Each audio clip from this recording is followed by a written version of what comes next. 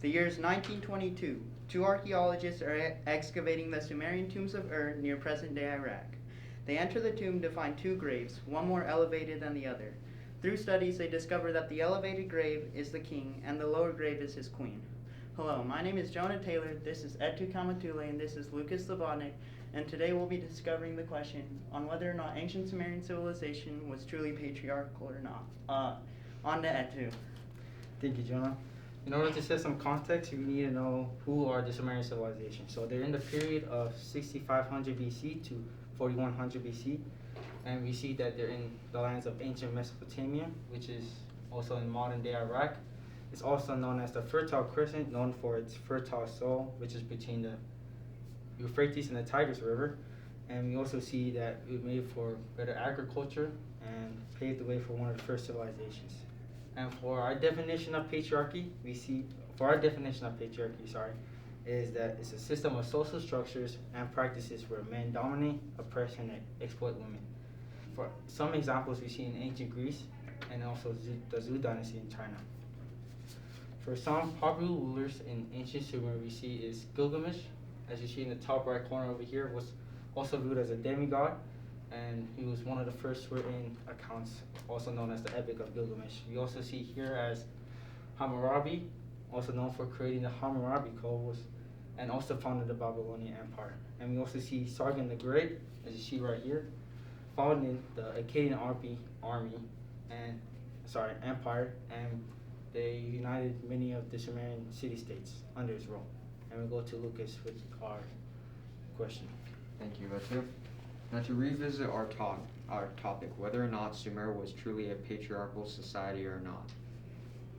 Overall, our group believes that Sumer was not a patriarchy due to evidence of female authority in political positions, social statuses, how they could own property and wealth, and how they were viewed throughout their religion. The lenses we will go through to investigate our topic will be the religious, economical, and political lens. Now on to Jonah with the religious lens. Alright, so my claim for the religious lens is ancient Sumerian civilization ultimately wasn't patriarchal due to the role of women in their religion and how they are viewed throughout. So just for a little bit of context on their religion, the Sumerians worshipped hundreds of different gods and deities. They had four main deities: On the heaven god, Enlil the water god, Enki the air god, and Ninhursag the mother goddess. They envisioned the universe as a closed dome surrounded by a sea, and like many other ancient religions, Earth was in the center. Priests ruled city-states, and they were tasked with continuing religious and cultural practices, and most of the time priests were male.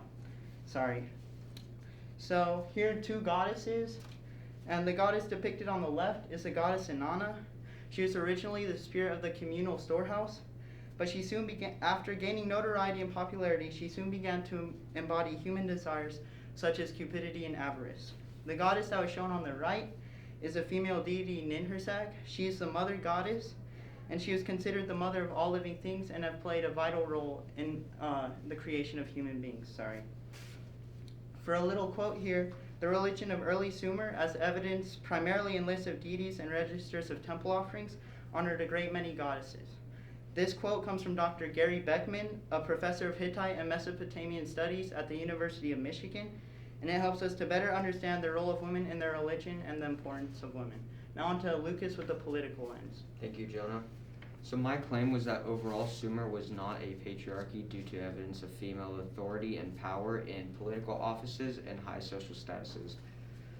The evidence to this comes from the social structure that they had in Sumer. Just like India, they had a sort of caste system, and for every male political office, there was a female equivalent, as shown in the N and the Nin.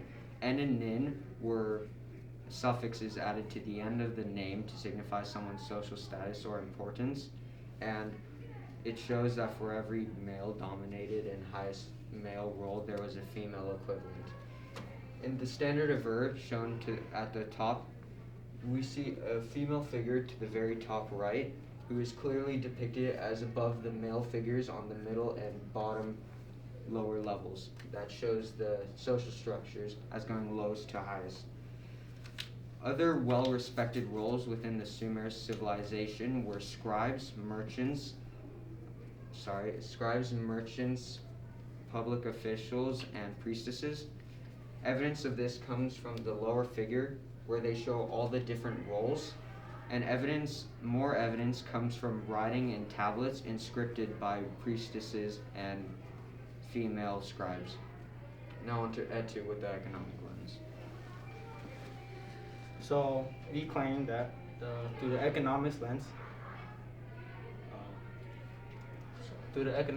that women in ancient Sumer wasn't exploited from financial entitlement, jobs, and dress design. For our first piece of evidence to support our claim is that women could inherit and own land both married or non-married.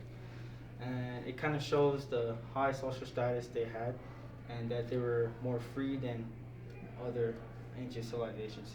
Our second piece of evidence we see here is that women were dressed in fine manner of clothing and also jewelry, as you see in the top right corner, and they were also used as a form of wallet that they can use to go buy stuff and needs for their family.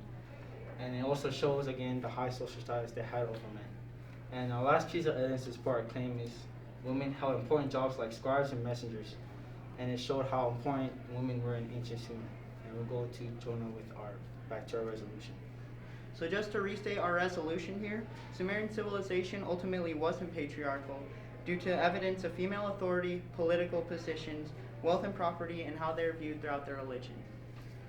So some limitations we found in our research is, for one, there was the 7 gods who decreed fate. These were the 7 most important and popular Sumerian gods and goddesses. And out of these 7 gods, only 2 of them were female, showing a little bit of male dominance in their religion. Also, in certain situations of the same status, males were almost always chosen before females. This can include kings and queens, as well as priests and priestesses. Women were also excluded from education, It was rare to see a woman receive an education unless she came from a wealthy background.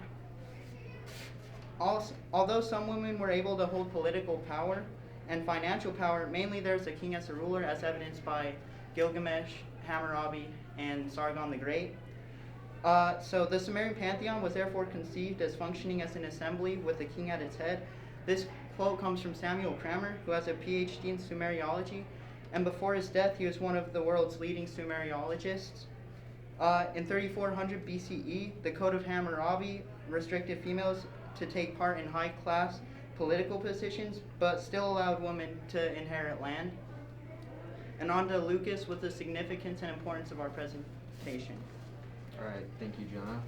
So the reason this investigation of Sumer is so important is because Sumer was a civilization dominating between the period of 6500 BCE to 4100 BCE.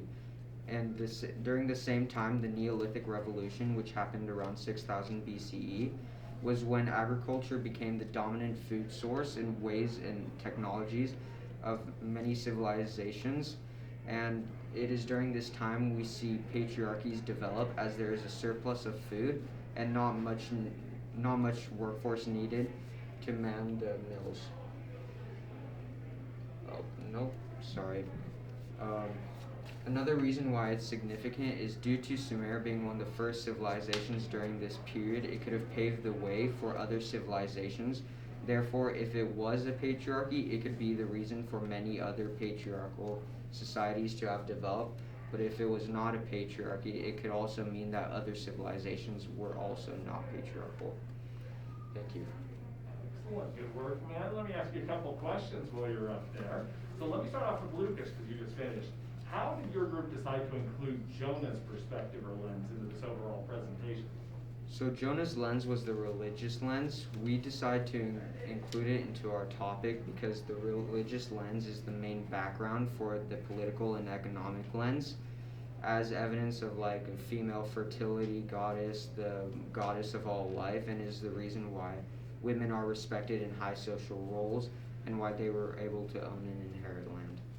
Good, very true. Okay, and then let me jump over to Jonah. In what way did you improve your ability to work with a group as a result of this project? So we all here play sports, and me and Ed two both play football, and because of that we were able to collaborate during football practice and especially after football practice by figuring out times that we could work on this project. And due to the pandemic, we were also able to schedule Google Meets and other things like that to help us collaborate and work together. Good. All right. And lastly, with Andrew, what was the strongest counter argument to your solution that your team identified? And why do you think that is? I think our strongest counter argument was when I went over the popular rulers in ancient Sumer and how they were all men. It kind of showed that women weren't really recorded or held as important as like Gilgamesh or Hammurabi. And it kind of shows that women really were viewed as high or important, especially queens and priestesses. Yeah. Good. Well, excellent work, man. Good.